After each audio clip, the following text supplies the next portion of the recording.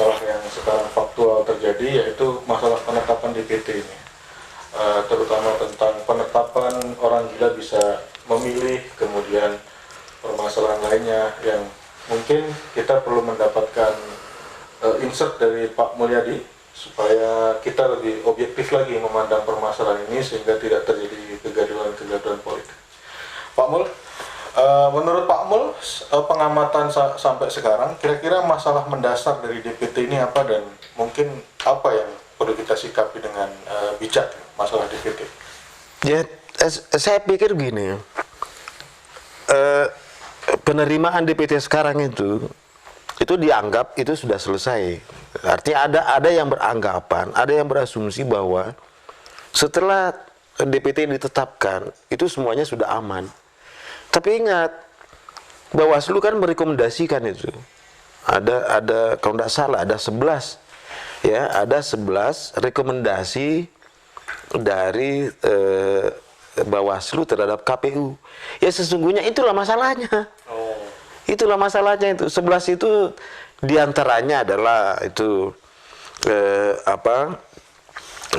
DPT hasil perbaikan kedua itu perlu disempurnakan, perlu diperhatikan, ya terutama ya daftar pemilih tambahan DPTB dan daftar pemilih tambahan seperti orang lapas, rumah sakit dan sebagainya itu belum.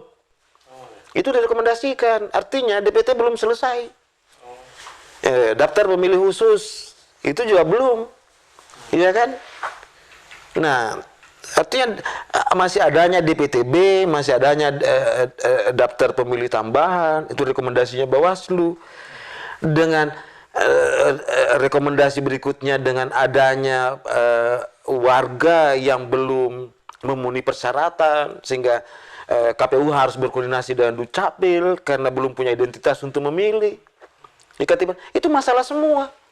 Dan kalau itu dibiarin, artinya apa? 11 ini bisa dijadikan dasar oleh peserta pemilu untuk menolak hasil pemilu besok. Itu beresiko itu. Caranya memang prosedurnya masuk di MK. Tetapi pada prinsipnya nanti kan menjadi hasil pemilu menjadi tidak legitimate. Saya tidak berpikir taktis bahwa ada partai yang sengaja mendiamkan ini kemudian untuk menjadikan senjata di kemudian hari. Saya tidak berpikir ke sana. Meskipun di dalam politik kemungkinan itu bisa saja kan? Bisa saja kemungkinan itu terjadi. Tetapi yang saya harus sampaikan adalah ini masalah tuh yang belum tuntas dengan adanya 11 rekomendasi KPU Bawaslu itu terhadap KPU. Ya kan? Karena sebenarnya itu menjadi dasar kecurigaan juga bagi banyak pihak, ya kemudian untuk melakukan spekulasi seperti misalnya ya kenapa mesti orang yang pro kontra dimasukkan di dalam DPT. Contohnya pro kontra apa? Ya itu tadi yang orang yang penyakit jiwa, ya yang mentalnya terganggu, ya itu dimasukkan DPT karena dengan asumsinya dia orang sehat. Kan pada asumsi orang sehat untuk mengeluarkan dari DPT itu harus dibutuhkan surat keterangan. Misalnya gini loh, ini contohnya nih, ini kalau ada tetangga saya masuk dalam DPT, dia nyata-nyata tidak waras dan dia tidak masuk di dalam rumah sakit jiwa tetapi dia berkeliaran di sana, ya kan, dia masuk dalam DPT, tetapi untuk mengeluarin dia harus butuh surat keterangan dokter. Itu juga harus diberesin. Artinya daripada bikin masalah itu mendingan 11 rekomendasi itu. Berapa narapidana kita sekarang?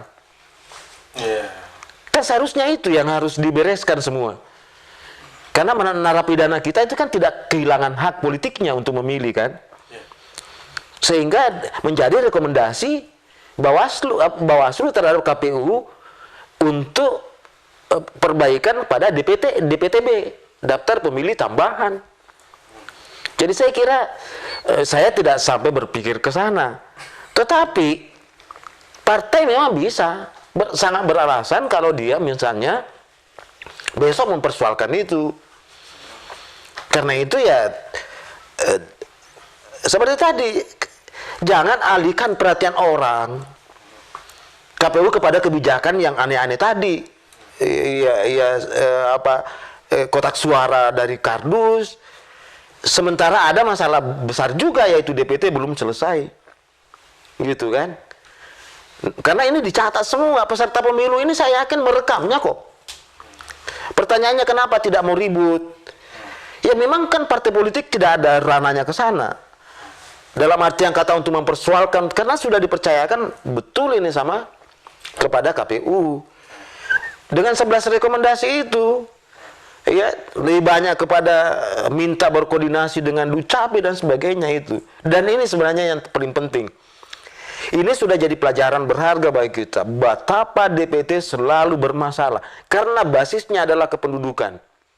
Sekali lagi, syarat untuk memilih itu adalah warga negara, bukan penduduk.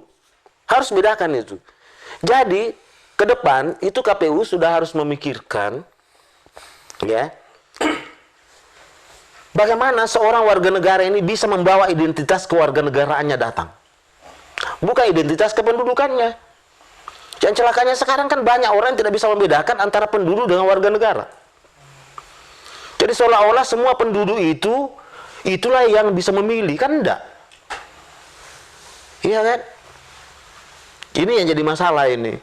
Karena itu domainnya besok, kalau saya ini saran saya, KPU sekarang sudah mulai berpikir meninggalkan Dagri sebagai partnernya. Ini saran saya nih, kalau mau baik ke depan. Jadi jangan lagi berpikir bahwa KPU itu berpartner dengan Kementerian Dalam Negeri karena berurusan dengan kependudukan. Ingat, ada dua undang-undang ini. Ada undang-undang kewarganegaraan dan ada undang-undang administrasi kependudukan. Berbicara tentang undang-undang administrasi kependudukan, itu domainnya memang Dagri. Berbicara tentang undang-undang kewarganegaraan, itu domainnya Kementerian Hukum dan HAM. Karena itu besok koordinasinya KPU adalah Kementerian Hukum dan HAM. Tanyakan dia, konsultasi ke sana. Mana yang cocok dijadikan sebagai identitas kewarganegaraan. Jangan KTP lagi. Kalau KTP itu bermasalah itu. Ada yang mengatakan, Pak Mulyadi, di dalam KTP itu kan ada disebutkan juga bahwa dia adalah warga negara. Iya, kalau dia warga negara. Tapi kan ada juga KTP warga negara asing. Di dalamnya juga menjelaskan bahwa dia bukan warga negara Indonesia. Di dalam KTP itu kan rekaman, catatan, golongan darah. Tapi untuk membuktikan golongan darah itu, apakah itu KTP adalah bukti alat? Kan ada lain juga diperoleh. Di dalamnya juga ada bukti yang bersangkutan nikah tidak nikah. Lantas apakah kalau kita mau periksa yang bersangkutan, Anda pergi menginap di hotel, baru Anda mengatakan saya sudah menikah dengan memperlihatkan KTP-nya, apakah petugas percaya? Tidak percaya. Kalau Anda bawa perempuan, yang dia minta adalah mana buku nikahmu? Iya kan? Ada kasus nih, orang mengintai istrinya. Dia sudah tahu istrinya ada di hotel. Dia tidak bisa gerebek itu polisi karena dia tidak bawa surat identitas nikahnya dia, bahwa dia adalah istrinya. Artinya KTP tidak bisa dijadikan. Nah, itu contoh saya berikan supaya Anda paham bahwa untuk memilih itu bukan syarat penduduk, bukan membawa kartu tanda penduduk. Yang ada adalah bukti bahwa Anda warga negara. Artinya gini, kalau saya di KPU, lebih baik saya suruh orang bawa akte kelahiran ketimbang KTP. Karena akte kelahiran itu, ya kan, itu bisa menjelaskan bahwa dia adalah warga negara. Karena syarat warga negara adalah sejak kelahirannya. Misalnya, itu ya, daripada KTP. Karena hampir tidak ada masalah dalam soal akte kelahiran dibanding KTP. Jadi kalau saya ini besok itu buktinya rekomendasi KPU kan, rekomendasi Bawaslu terhadap KPU kan lebih banyak, berkoordinasi dengan Dukcapil. Artinya masalah kependudukan loh, bukan masalah kewarganegaraan. Ya ini saran saya supaya besok partai-partai itu juga memikirkan ini. Jangan biarkan terus itu, karena masalah kita ini kan itu terus dari tahun ke tahun. Padahal seharusnya dulu saya ingat KPU 2004 itu kan sudah menyelesaikan satu persoalan ini, membuat DPT sendiri dan mencetak kartu pemilih sendiri. Kenapa itu hilang? Kenapa itu tidak ada? Kok tiba-tiba ini pindah lagi ke Dagri? Padahal KPU 2009 sudah mencabut dari Dagri. Kemudian masuk lagi di Dagri. Artinya penyakit lama masuk lagi. Makanya berulang-ulang terus kita. Apa yang terjadi sekarang? Kan orang curiga kan sekarang dengan isu ada DPT yang puluhan juta itu tidak masuk. Iya kan? Dan kemudian orang kemudian berpolemik bahwa disembunyikan oleh Indah. Itu karena apa? Dasarnya tadi yang keliru tadi. Padahal syarat memilih itu adalah warga negara. Tiba-tiba ya lompat ke penduduk. Ya. Ini memang rumit, tidak banyak orang yang pikirkan ini. Rumit ini, tidak banyak pikirkan. Di kepalanya orang selalu KTP. Kalau KTP ya Dagri. Dan ini buktinya rekomendasi juga masuk ke sana. Nah, untuk menghentikan ini, besok Bawaslu harus punya KPU harus menyusun melanjutkan mengambil alih kembali, melanjutkan itu proyek yang pernah dilakukan oleh KPU 2004, membuat DPT sendiri ya supaya akurat. Kan ada contohnya, Australia itu sudah bagus sekali kan. Kenapa tidak mencontoh yang bagus? Kenapa selalu memundur-mundur? Jadi jangan salahkan warga negara kita kalau selalu curiga kan. Peserta pemilu curiga, karena memang dibuat curiga kok. Kita tidak pernah serius. KPU 2004 sudah serius. Anggarannya kurang. Tiba-tiba tahun 2009 kalau tidak salah itu. Lompat lagi, masuk lagi ke Dagri. Akhirnya biayanya terlalu tinggi. Orang curiga, oh ini proyek ya. Meskipun saya juga belum tahu apakah itu proyek itu tidak. Tetapi publik mengarahkan ke sana kecurigaannya. Maksud saya gini loh. Jadi jangan orang selalu dipaksa si fakta tidak curiga. Sementara dasar kecurigaannya selalu ada. Ini kan kesalahan yang selalu kita bikin nih. Iya kan? Kalau ada kritik, memarahi orang yang mengkritik. Memusuhi orang yang mengkritik. Memusuhi orang, haknya orang berpendapat, berbicara, dilarang, ditekan. Iya kan? Seolah-olah anti pemerintah dan sebagainya. Padahal yang dibicarakan adalah haknya, menyangkut masalah nasib bangsanya, pemerintahannya, ya kan? Dia punya hak politik untuk bicarakan itu. Dan sebenarnya siapa yang memulai itu? Inilah letak bermasalahnya sekarang. KPU bikin kebijakan yang aneh-aneh, baru kalau dikritik, pengkritiknya di ini. Bikinlah macam-macam alasan yang aneh-aneh, yang tidak argumentatif. Dibuatlah, coba. Ini kotak suaranya bermasalah. Dibuat, oh kan bukan kotak suaranya bermasalah. Ya ini, kan kata bungkus lah di dalam itu isinya. Padahal bukan masalah bungkusnya ini isinya. Ini masalah pikirannya orang bahwa kalau kardus itu mudah dicuri isinya. Itu pikirannya publik yang harus dijauhkan. Maka itu saya bilang mengalah sajalah demi kebaikan. Apa susahnya mempertahankan itu? Iya kan? Ya ini, tapi itu saran saya sebagai political scientist saja, akademisi.